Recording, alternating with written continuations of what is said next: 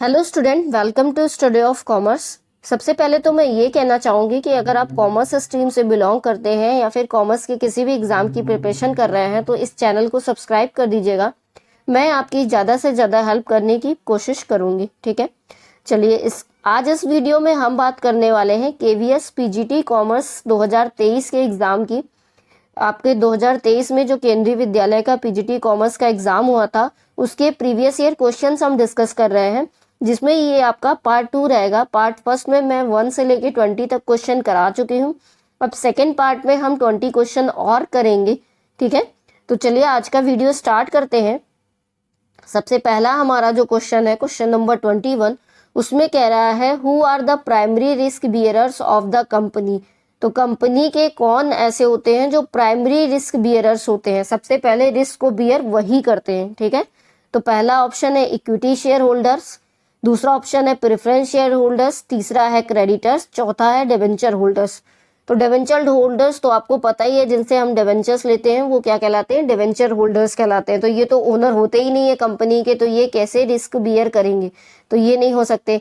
Creditors वो person होते हैं जिनसे हमने उधार सामान लिया हुआ है, ठीक है। तो कोई भी फर्म या ऑर्गेनाइजेशन या कोई इंडिविजुअल जिससे हमने उधार में सामान लिया हुआ है वो हमारे लिए क्रेडिटर है, तो वो भी कोई रिस्क बियर नहीं करेगी हमारी कंपनी का। प्रेफरेंस शेयर होल्डर्स की बात करें तो प्रेफरेंस शेयर होल्डर्स भी रिस्क बियर नहीं करते हैं, ठीक है। इक्विटी शेयर होल्डर्स की बात करें तो equity share holders are the owners of the company.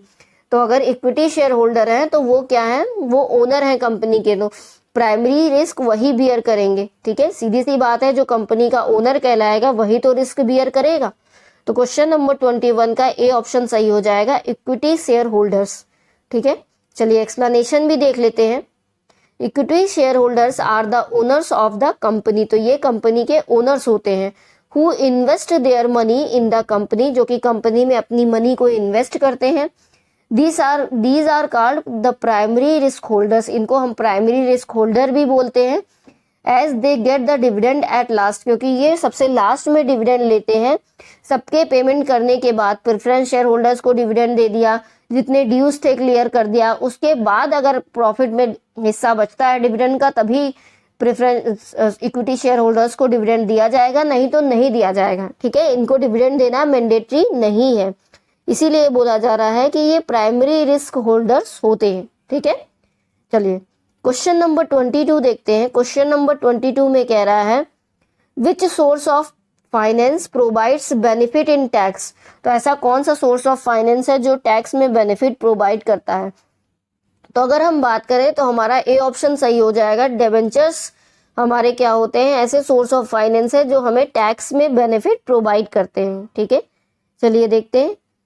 Interest on debenture is a charge opposite to the profit of the enterprise. तो इंटरेस्ट ऑन डिवेंचर क्या है, एक तरह का अपोजिट चार्ज है जो कि इंटरप्राइज के प्रॉफिट से लिया जाता है। And has to be paid whether the enterprise has acquired any profit. तो ये पे के करना पड़ता है जब भी कोई प्रॉफिट एक्वायर्ड करती है इंटरप्राइज, ठीक है। तो बेसिकली डिवेंचर्स क्या होते हैं, एक तरह के लोन होते हैं, ठीक है। Interest on debenture paid out of profit before payment of tax. तो इंटरेस्ट ऑन डिवेंचर कब पे किया जाता है, आउट ऑफ प्रॉफिट में से, वो भी टैक्स का पेमेंट करने के पहले किया जाता है, ठीक है। Hence the amount for taxation reduced and in such a way interest on debenture provide benefit in tax। तो interest on debenture हमें टैक्स का बेनिफिट प्रोवाइड करता है, ठीक है। टैक्स का पेमेंट हमें इसमें बेनिफिट देता है। चलिए क्वेश्चन नंबर 23 देखते हैं। क्वेश्चन नंबर 23 में कह रहा है trade credit is provided by. तो ट्रेड क्रेडिट कौन प्रोवाइड करता है, तो पहला है कॉमर्शियल बैंक, दूसरा है सप्लायर, तीसरा है बायर, चौथा है डेवलपमेंट बैंक। तो अगर हम ट्रेड क्रेडिट की बात करें तो trade credit is provided by supplier. तो हमेशा सप्लायर ही ट्रेड क्रेडिट प्रोवाइड करता है, ठीक है। तो ट्रेड क्रेडिट को एक्सप्लेन करते हैं। चलिए, तो अगर हम ट्रेड क्रेडिट की बात करें तो ये एक तरह का बिजनेस अरेंजमेंट होता है जिसमें सप्लायर क्या करता है, वो कस्टमर को अलाउ करता है कि वो गुड्स और सर्विसेज ले क्रेडिट पे, उधार पे, and pay for them at a later date. मतलब गुड्स और सर्विसेज मैंने पहले ले लिया और उसका पेमेंट हम बाद में करेंगे, ठीक है। तो यही क्या कहलाएगा, ट्रेड क्रेडिट कहलाएगा। It allows businesses to obtain the necessary resources ये बिजनेसेस को अलाउ करता है कि वो नेसेसरी रिसोर्सेज अपनी ले लें अपने बिजनेस को ऑपरेट या ग्रो करने के लिए, और इमीडिएट कैश पेमेंट करने की जरूरत नहीं है। ठीक है, चलिए आगे देखते हैं। It helps in the transfer of goods and services between two parties. तो ये दो पार्टियों की मदद करता है गुड्स और सर्विसेज के ट्रांसफर में, without the immediate exchange of money, वो भी बिना मनी का एक्सचेंज किए। सीधी सी बात है, हम क्रेडिट में ले रहे हैं तो हमें मनी का एक्सचेंज करने की जरूरत नहीं है, क्योंकि पेमेंट तो हम बाद में करेंगे ना। When the seller of a commodity or service has allowed the buyer to make the payment at a later date, the seller has extended trade credit to the buyer. तो जब भी अलाउ किया जाता है कि आप पेमेंट बाद में करिएगा और कोई भी सर्विस या गुड्स आप परचेज कर लीजिए, बाय कर लीजिए, तो ये सेलर क्या करता है उस केस में एक ट्रेड क्रेडिट एक्सटेंड कर देता है बायर के नाम पे। ठीक है, तो इसीलिए ट्रेड क्रेडिट कौन देता है? सेलर देता है या सप्लायर देता है। ठीक है, चलिए क्वेश्चन नंबर 24 देखते हैं। The year in which unit trust of India becomes operational is. तो वो कौन सा ईयर है जिसमें unit trust of India UTI operational में आई थी या ऑपरेशन में आई थी? तो अगर हम बात करें तो 1964 में हमारा unit trust of India operation में आया था। तो क्वेश्चन नंबर 24 का बी ऑप्शन सही हो जाएगा। ठीक है, चलिए क्वेश्चन नंबर चलिए और एक्सप्लेनेशन भी देख लेते हैं इसका। Unit trust is an investment plan where funds are pulled together and then they invested. तो यूनिट ट्रस्ट एक इन्वेस्टमेंट प्लान है जिसमें फंड्स को इकट्ठा कर लिया जाता है एक साथ और फिर उसको इन्वेस्ट किया जाता है। ठीक है, the fund that has been pooled is later unitised. तो जो फंड हम पुल्ड कर रहे हैं या इकट्ठा कर रहे हैं उसको बाद में यूनिटाइज किया जाता है। ठीक है, the investor is known as a unit holder. Investor को यूनिट होल्डर बोला जाता है। ही और she holds a certain number of units, जो कि कुछ नंबर ऑफ यूनिट्स अपने पास रखता है। ठीक है, होल्ड करके रखता है। On the other hand the second party which is the manager is responsible for the daily running of a trust. और जो अदर पार्टी होती है मैनेजर, उसको रिस्पॉन्सिबल माना जाता है डेली की रनिंग में ट्रस्ट के and for investing the funds. ठीक है, unit trust of India was first setup. सबसे पहले इसका सेटअप कहाँ पे हुआ था? 1 फरवरी 1964 में हुआ था under the unit trust of India act 1963। ठीक है, इसीलिए हमारा 1964 ऑप्शन सही हो जाएगा। It is a statutory public sector investment institution. तो ये एक तरह का statutory public sector investment institution है, having the main objective to encourage and mobilise the savings of the community and channelize them into productive corporate investment। ठीक है, चलिए अगला क्वेश्चन देखते हैं। Environment protection act was enacted in the year. तो environment protection act हमारा किस year में इनेक्टेड हुआ था? तो ये हमारा 1986 में हुआ था, सबको पता है। ठीक है, तो क्वेश्चन नंबर 25 का बी ऑप्शन सही हो जाएगा। चलिए, the environment protection act was enacted in 1986 with the objective of providing the protection and improvement of the environment। तो ये environment को improve करने के लिए और एक तरह से protection provide करने के लिए ये एक्ट लाया गया था, Environment Protection Act 1986। ठीक है, इसके 26 सेक्शन होते हैं और 4 चैप्टर्स होते हैं Environment Protection Act के। ठीक है, चलिए क्वेश्चन नंबर 26 देखते हैं। What are the minimum number of members required to form a cooperative society? तो कितने minimum number of members require होते हैं कोऑपरेटिव सोसाइटी को बनाने के लिए? तो अगर हम बात करें तो 10 मिनिमम नंबर ऑफ मेंबर्स जरूरी है कोऑपरेटिव सोसाइटी को बनाने के लिए। कम से कम 10 मेंबर होने चाहिए, तभी जा करके एक कोऑपरेटिव सोसाइटी बनाई जा सकती है। ठीक है, चलिए The consent of at least 10 adult person is required to form a cooperative society. Any 10 adults can voluntarily form an association and get it registered with the registrar of cooperative society। तो कोई भी 10 adults मिल करके cooperative society को बना सकते हैं। ठीक है, चलिए अगला क्वेश्चन देखते हैं। अगले क्वेश्चन में कह रहा है management is the art of knowing what you want to do and then seeing that it is done in the best and the cheapest way। तो ये डिफिनीशन किसने दी थी? ये फैक्चुअल क्वेश्चन है। तो ये डिफिनीशन दी थी FW टेलर ने, ठीक है, कि मैनेजमेंट एक आर्ट है जिसमें हम जानते हैं कि हमें क्या करना है और एक बेस्ट वे या चीपेस्ट वे हम खोज लेते हैं उसको करने का, ठीक है। तो ये डिफिनीशन FW टेलर ने दी थी, याद रखिएगा। चलिए, इसका एक्सप्लेनेशन नहीं है क्योंकि ये फैक्चुअल क्वेश्चन है। क्वेश्चन नंबर 28 देखते हैं। इसमें कह रहा है time study was carried out by, तो टाइम स्टडी किसने दिया था? टाइम स्टडी, मोशन स्टडी, ये सारी चीजें किसने दी थी? ये टेलर ने दी थी, ठीक है। तो यहाँ पे हमारा सी ऑप्शन सही हो जाएगा। चलिए आगे देखते हैं, टाइम स्टडी का मतलब भी समझ लेते हैं हम।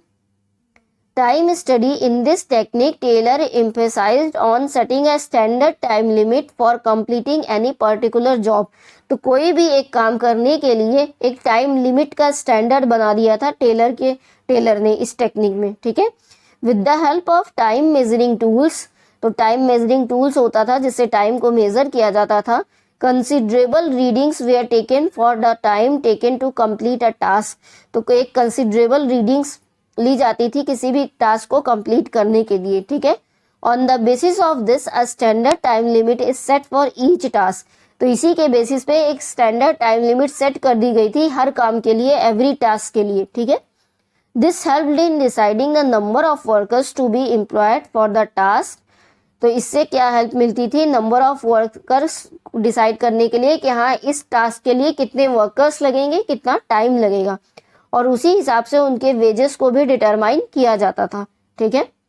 चलिए अगला क्वेश्चन देखते हैं, क्वेश्चन नंबर 29। इसमें कह रहा है who among the following has not given motivation theory, तो मोटिवेशन थ्योरी किसने नहीं दी थी? तो 4 ऑप्शन है, मैस्लो, हर्जबर्ग, MC ग्रोगर, फ्योल, ठीक है। तो मैस्लो की तो नीड हायरार्की थ्योरी है, ये आपको पता ही है, हर्जबर्ग की भी है, मैकग्रॉगर की थ्योरी X और थ्योरी Y है, ठीक है। लेकिन फ्योल की बात करें तो फ्योल ने कोई भी मोटिवेशन थ्योरी नहीं दी है, बल्कि इन्होंने मैनेजमेंट के प्रिंसिपल्स दिए हुए हैं, ठीक है। तो 29 का D ऑप्शन सही हो जाएगा। इसका एक्सप्लेनेशन देख लेते हैं।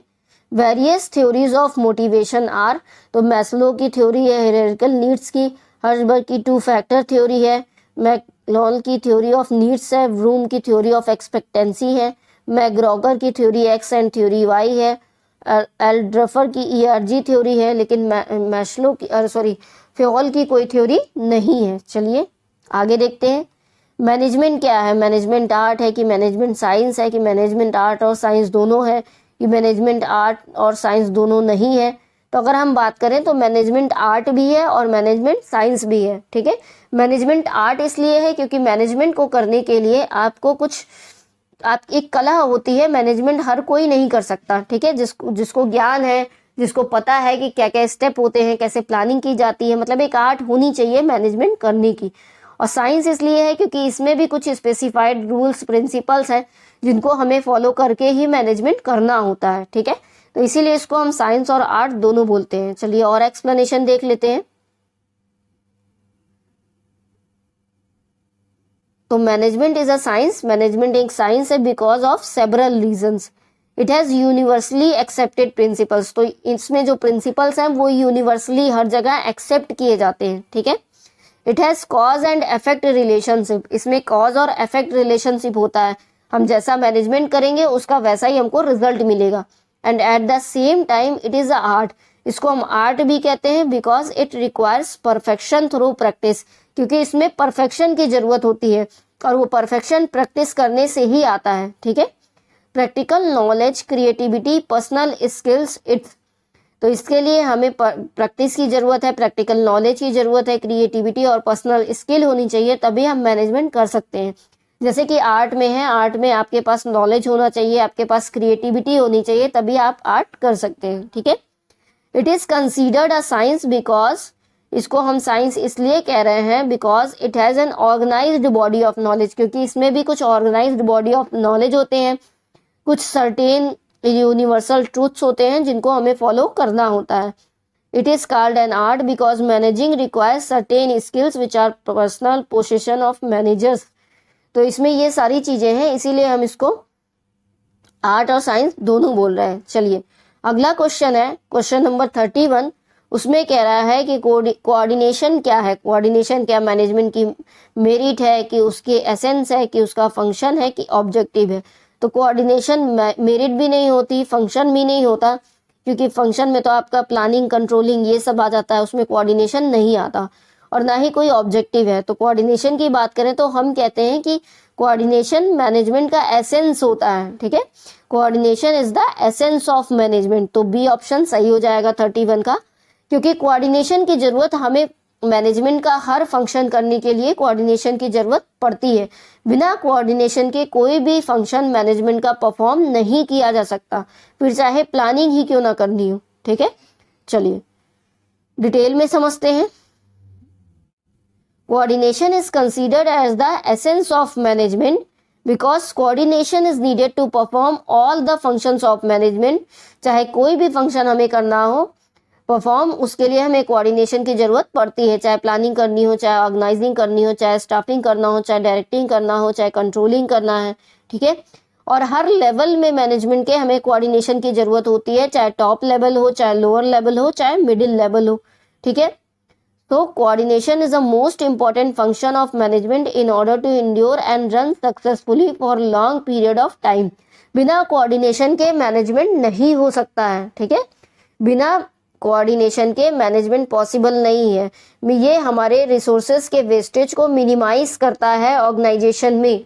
कोऑर्डिनेशन अगर होगा तभी रिसोर्सेज का वेस्टेज मिनिमाइज हो सकता है, ठीक है। चलिए क्वेश्चन नंबर 32 देखते हैं। क्वेश्चन नंबर 32 में कह रहा है a network of social relationship that arises spontaneously at work is known as. तो ऐसा कौन सा नेटवर्क है जिसमें एक सोशल रिलेशनशिप बनता है। तो ये सबको आई होप आता होगा, ये इनफॉर्मल ऑर्गेनाइजेशन है। इनफॉर्मल ऑर्गेनाइजेशन में क्या होता है कि हम रूल्स रेगुलेशंस को नहीं फॉलो करते हैं, आपस में एक रिलेशनशिप बना करके काम करते हैं, ठीक है। तो इसलिए डी ऑप्शन सही हो जाएगा। Informal organization is defined as an organization. तो ये एक ऐसी ऑर्गेनाइजेशन है जिसमें हम फोकस करते हैं एक सामाजिक रिश्ता कायम करके या सोशल रिलेशनशिप बिल्ड करके और एक नेटवर्क बना करके, ठीक है। उसमें बहुत ज़्यादा रूल्स या रेगुलेशंस हम फॉलो नहीं करते हैं, और फॉर्मल ऑर्गेनाइजेशन में हमें रूल्स रेगुलेशंस फॉलो करते हुए ही काम करना होता है, ठीक है।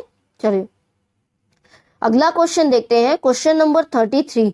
क्वेश्चन नंबर 33 में कह रहा है which element of business environment is shaped by beliefs and customs of citizens of the country. तो कौन सा ऐसा एलिमेंट है बिजनेस इन्वायरमेंट का जिसमें बिलीव्स की बात होती है, कस्टम्स की बात होती है, कंट्री सिटीजन के कस्टम्स की बात होती है कंट्री में। तो अगर हम सोशल इन्वायरमेंट की बात करें, सामाजिक वातावरण की बात करें, तो सोशल इन्वायरमेंट में ही हम अपने बिलीव्स की बात करते हैं, कस्टम्स की बात करते हैं कंट्री के, ठीक है। तो सी ऑप्शन सही हो जाएगा। चलिए और डिटेल में देखते हैं। Social environment of a business include, तो सोशल इन्वायरमेंट में सोशल फोर्सेज आ जाती हैं, कस्टम्स आ जाते हैं, ट्रेडिशंस आ जाते हैं, वैल्यूज आ जाती हैं, सोशल ट्रेड्स आ जाते हैं, सोसाइटी एक्सपेक्टेशंस आ जाती हैं, ये सारी चीजें आ जाती हैं, ठीक है। चलिए अगला क्वेश्चन देखते हैं। अगले क्वेश्चन में कह रहा है globalization is an example of which factor of macro environment. तो ग्लोबलाइजेशन मैक्रो इन्वायरमेंट के कौन से फैक्टर का एग्जाम्पल है। तो 4 ऑप्शन है, इकोनॉमिक, पॉलिटिकल, टेक्नोलॉजिकल, सोशल। तो अगर हम ग्लोबलाइजेशन की बात करें तो ग्लोबलाइजेशन हमारा इकोनॉमिक फैक्टर्स में आ जाता है। जब हम इकोनॉमिक फैक्टर पढ़ते हैं तो उसमें हम कॉन्सेप्ट पढ़ते हैं एलपीजी का, ठीक है। तो एल से आपका लिबरलाइजेशन होता है, पी से प्राइवेटाइजेशन होता है और जी से हमारा ग्लोबलाइजेशन होता है, ठीक है। तो इसलिए ये हमारा इकोनॉमिक फैक्टर में आता है, ठीक है। चलिए और डिटेल में देखते हैं। The term business environment represent the sum of all the individuals. तो बिजनेस इन्वायरमेंट में सभी इंडिविजुअल, सभी इंस्टीट्यूशन, सभी organisations, government, court, media, investors और other factors outside the power of the business organisation, जो बिजनेस ऑर्गेनाइजेशन के power से बाहर हैं लेकिन वो बिजनेस की परफॉर्मेंस को अफेक्ट करते हैं, वो सब आपके बिजनेस इन्वायरमेंट में आ जाते हैं, ठीक है।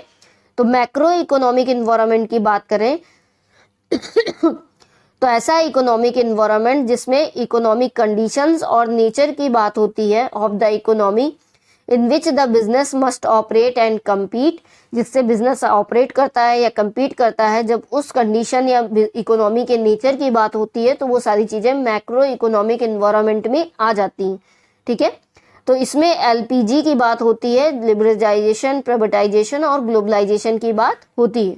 इसलिए ग्लोबलाइजेशन हमारा मैक्रो इकोनॉमिक या इकोनॉमिक एनवायरनमेंट का पार्ट है। ठीक है, चलिए अगला क्वेश्चन देखते हैं। 35 की बात कर रहे हैं। क्वेश्चन नंबर 35 में कह रहा है which among the following is not the management thinker, तो इसमें से कौन सा मैनेजमेंट थिंकर नहीं है। तो पहला है एफ.डब्ल्यू. टेलर, तो इन्होंने तो भाई बहुत से वो दिए थे। ठीक है, टेलर ने तो हमें मोशन स्टडी, टाइम स्टडी, ये सारी चीजें बताई हैं, तो ये तो मैनेजमेंट का पार्ट है ही है। हेनरी प्योल ने तो भाई 14 प्रिंसिपल्स ही दिए थे, तो ये भी मैनेजमेंट के पार्ट है, ये भी नहीं हो सकते, ये भी नहीं हो सकते आंसर हमारा।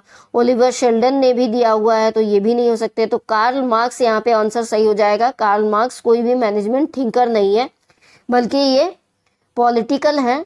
ठीक है, चलिए इनका डिटेल भी समझ लेते हैं। तो कार्ल मार्क्स क्या है, एक जर्मन फिलोसफर है, सॉरी ये पॉलिटिकल भी है और जर्मन फिलोसफर है during the 19th century. He is not a management thinker, ये कोई मैनेजमेंट थिंकर नहीं है, but he is a political philosopher. तो ये पॉलिटिकल फिलोसफर हैं जो पॉलिटी पे फिलोसफी देते हैं। ठीक है, चलिए अगला क्वेश्चन देखते हैं। Question number 36। क्वेश्चन नंबर 36 में कह रहा है who was the founder of the administrative management, तो एडमिनिस्ट्रेटिव मैनेजमेंट के फाउंडर कौन है। पहला है मैक्स वेबर, दूसरा है एल्टन मायो, तीसरा है एफ.डब्ल्यू. टेलर और चौथा है हमारा हेनरी फ्योल। तो अगर हम हेनरी फ्योल की बात करें तो हेनरी फ्योल ही हमारे एडमिनिस्ट्रेटिव मैनेजमेंट के फाउंडर या फादर कहलाते हैं, तो इसलिए डी ऑप्शन सही हो जाएगा। चलिए एक्सप्लेनेशन भी देख लेते हैं। हेनरी फ्योल को हम क्या बोलते हैं, father of modern management theory, तो इनको हम मॉडर्न मैनेजमेंट थ्योरी का फादर भी बोलते हैं और एडमिनिस्ट्रेटिव मैनेजमेंट का फाउंडर भी बोलते हैं हेनरी फ्योल को। ठीक है, इन्होंने एक नया परसेप्शन दिया था मैनेजमेंट के कॉन्सेप्ट पे और इन्होंने 14 प्रिंसिपल्स भी दिए हैं मैनेजमेंट के। ठीक है, जिसमें आपका स्प्रिट डी क्रॉप आ जाता है और आपका कई सारे प्रिंसिपल्स आ जाते हैं। ठीक है, चलिए अगला देखते हैं। क्वेश्चन नंबर 37 जिसमें कह रहा है managerial grid as a performance evaluation tool was designed by, तो मैनेजमेंट ग्रिड को किसने डिजाइन किया था। तो अगर हम बात करें तो बी ऑप्शन सही हो जाएगा। ठीक है, M&B यानी कि मोर्टन एंड ब्लैक ने जो है मैनेजमेंट ग्रिड का कॉन्सेप्ट दिया था या डिजाइन किया था, जिससे हम परफॉर्मेंस को इवेलुएट कर सकते हैं। ठीक है, डिटेल में समझते हैं। The managerial grid model 1964 is the style leadership model, ये एक स्टाइल लीडरशिप मॉडल है जिसको रॉबर्ट आर ब्लैक और जेनी मोर्टन ने दिया था। This model originally identified 5 different leadership styles, तो इन्होंने 5 डिफरेंट लीडरशिप स्टाइल दी है जो कि based on concern for people, the concern for production, जो कि पीपल और प्रोडक्शन के कंसर्न पे बेस्ड होती है। ठीक है, these 2 elements are plotted on 9 points, इनको 9 पॉइंट्स पे प्लॉट किया गया है ऑन 2 सेपरेट एक्सिस, तो एक्स एक्सिस और वाई एक्सिस पे इनको जो है 9 पॉइंट्स पे प्लॉट किया गया है। ठीक है, चलिए तो कॉन्सेप्ट फॉर पीपल और कॉन्सेप्ट फॉर प्रोडक्शन की बात होती है इसमें। कॉन्सेप्ट फॉर पीपल की बात करें तो this is a degree to which a leader consider team members. ठीक है, तो ये एक ऐसी डिग्री है जिसमें लीडर क्या करता है, टीम मेंबर को कंसीडर करता है, उनकी नीड्स को, उनके इंटरेस्ट को, उनके पर्सनल डेवलपमेंट को, और डिसाइड करता है how best to accomplish a task, ये कैसे कोई टास्क अकम्प्लिश कर सकते हैं। ठीक है, concept of concern of production की बात करें तो ये एक ऐसी डिग्री है जिसमें लीडर एम्फेसाइज करता है कॉन्क्रीट ऑब्जेक्टिव्स, ऑर्गेनाइजेशनल एफिशिएंसी और हाई प्रोडक्टिविटी, जिसमें वो डिसाइड करता है कि how best to accomplish a task, तो कितने अच्छे तरीके से हम इस टास्क को कंप्लीट कर पाएंगे। ठीक है, चलिए अगला क्वेश्चन देखते हैं। 38 में कह रहा है gangplank is related with which principle of management, तो गैंग प्लैंक की बात करें तो ये एक हेनरी फ्योल का दिया हुआ 14 प्रिंसिपल है, उसमें से जो स्कॉलर चेन है उसमें गैंग प्लैंक की बात होती है। चलिए इसको डिटेल में समझ लेते हैं। तो स्कॉलर चेन को पहले समझते हैं। तो Fayol defined scalar chain as the chain of order which passes from top level to superiors to lower level workers, तो ये एक चेन ऑफ ऑर्डर है जिसमें टॉप लेवल से superiors lower level of workers से बात कर सकते हैं एक चेन के थ्रू। ठीक है, every order, instructions, messages, request, explanation, चाहे कोई ऑर्डर हो, चाहे कोई इंस्ट्रक्शन हो, चाहे कोई मैसेज हो, रिक्वेस्ट हो, एक्सप्लेनेशन हो, वो पास करते हैं एक स्कॉलर चेन के थ्रू। ये प्रिंसिपल ऐसा कहता है। आगे देखते हैं, but for the sake of convenience and urgency this path can be cut, इस पाथ को कट भी किया जा सकता है। This shortcut is known as gangplank, और इसी शॉर्टकट को हम कहते हैं गैंग प्लैंक, जब हम किसी चेन को ना फॉलो कर रहे हो और अचानक किसी आगे वाले से बात कर ले रहे हो, तो इसी को कहते हैं गैंग प्लैंक। ठीक है, फिगर की मदद से समझते हैं। तो गैंग प्लैंक में जैसे डी को जो है सी जी से बात करनी है, तो हमारा जो स्कॉलर चेन प्रिंसिपल कहता है कि डी सी बी को पहुंचाएंगे बात, फिर बी ए को पहुंचाएंगे, फिर ऐसे ऐसे करके जी के पास आएगी। तो वो हमारा स्कॉलर चेन का प्रिंसिपल करता है। लेकिन गैंग प्लैंक में क्या होता है कि टाइम कंज्यूमिंग है ये प्रोसेस।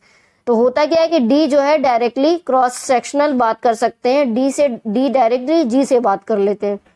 ठीक है, चलिए अगला आगे देखते हैं। In the figure given if D has to communicate with G he will first send the communication, तो अगर डी को जी से बात करना है तो वो चेन के थ्रू सी बी ए के थ्रू कम्युनिकेट करते हैं। ठीक है, तो इससे क्या होता है, सम टाइम, काफी ज्यादा टाइम लगता है, तो इट में नॉट बी वर्थ, तो ये वर्थफुल नहीं रह जाता, तो इसलिए गैंग प्लैंक यूज किया जाता है दोनों के बीच में। ठीक है, गैंग प्लैंक की बात करें तो gang plank clarifies that management principles are not rigid, तो गैंग प्लैंक ये बताता है कि जो मैनेजमेंट प्रिंसिपल हैं वो रिजिड नहीं है, फ्लेक्सिबल है। मतलब हम जब चाहें अपनी नीड से, अपनी रिक्वायरमेंट या अपनी सिचुएशन के अकॉर्डिंग इन प्रिंसिपल्स को मॉडिफाई कर सकते हैं या चेंजेस कर सकते हैं। ठीक है, चलिए क्वेश्चन नंबर 39 देखते हैं। क्वेश्चन नंबर 39 कह रहा है, ये हमारा सेकंड लास्ट क्वेश्चन है, कह रहा है management should find one best way to perform a task. तो ये स्टेटमेंट किसने कहा था कि मैनेजमेंट एक बेस्ट वे फाइंड आउट कर सकता है किसी टास्क को परफॉर्म करने का। मतलब ये किस स्टडी में आता है, मोशन स्टडी में आता है कि मेथड स्टडी में आता है कि फैटिग स्टडी में आता है कि टाइम स्टडी में आता है। ठीक है, तो अगर हम बात करें तो ये वन बेस्ट वे जो टास्क को परफॉर्म करने का है ये मेथड स्टडी में आ जाता है, इसलिए 39 का बी वाला ऑप्शन सही हो जाएगा। ठीक है, एक्सप्लेनेशन देखते हैं। तो मेथड स्टडी की बात करें हम तो method study technique of scientific management is conducted to find out the, तो इसको कंडक्ट ही किया जाता है ये फाइंड आउट करने के लिए कि क्या सही रास्ता है या क्या बेस्ट वे है किसी टास्क को परफॉर्म करने का। ठीक है, the objective of this study is to minimise the cost of production, इसका मेन ऑब्जेक्टिव क्या है कि प्रोडक्शन की कॉस्ट को मिनिमाइज किया जाए, क्वालिटी को और मैक्सिमाइज किया जाए और कस्टमर को और ज्यादा सेटिस्फाई किया जाए। समझे, चलिए अगला क्वेश्चन देखते हैं, ये आज का हमारा लास्ट क्वेश्चन है, क्वेश्चन नंबर 40। क्वेश्चन नंबर 40 में कह रहा है the concept of management by objective was propounded bye, तो मैनेजमेंट बाय ऑब्जेक्टिव का कॉन्सेप्ट किसने दिया था, तो पीटर एफ ड्रकर ने मैनेजमेंट बाय ऑब्जेक्टिव या एमबीओ का कॉन्सेप्ट दिया था। ठीक है, तो 40 का डी ऑप्शन सही हो जाएगा। चलिए थोड़ा डिटेल में समझ लेते हैं मैनेजमेंट बाय ऑब्जेक्टिव को। The term management by objective was first term by management Guru Peter F Drucker, तो इनको पीटर एफ ड्रकर ने 1954 में अपनी book the practice of management में दिया था। MBO follows the mnemonics smart wheel setting objectives, तो ये स्मार्ट निमोनिक्स को फॉलो करता है। स्मार्ट का फुल फॉर्म क्या है, स्मार्ट एस से स्पेसिफिक है कि ये स्पेसिफिक एरिया में इंप्रूवमेंट करता है, मेजरेबल है, क्वांटिफाई और सजेस्ट करता है, इंडिकेटर है एक तरह का प्रोग्रेस को मेजर करने के लिए, असाइनेबल है, रियलिस्टिक है और टाइम बाउंड है। तो ये ओवरऑल स्मार्ट का फुल फॉर्म हो गया। ठीक है, कि specific, measurable, assignable, realistic, time bound. तो आई होप आपको सारे क्वेश्चन समझ में आ गए होंगे। अगर आपको कोई भी डाउट हो तो आप कमेंट करके पूछ सकते हैं। वीडियो अगर पसंद आएगा तो लाइक कर दीजिएगा, चैनल को सब्सक्राइब कर दीजिएगा आगे के और वीडियोस देखने के लिए। Thanks for watching.